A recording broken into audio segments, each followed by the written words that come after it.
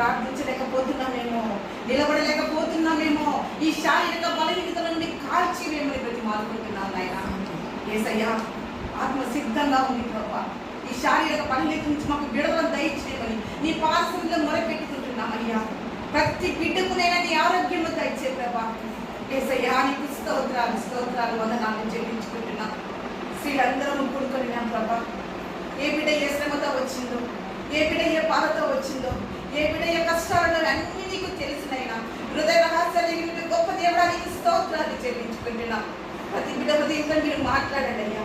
ప్రతి కన్నీటి బాష్పీను తుడిచివేయి ప్రభా. యేసయ్యా, నీకు స్తోత్రాలు వందనాలు చెల్లించుకుంటున్నాం. తండ్రి, నువ్వు దయాళుడవయ్యా.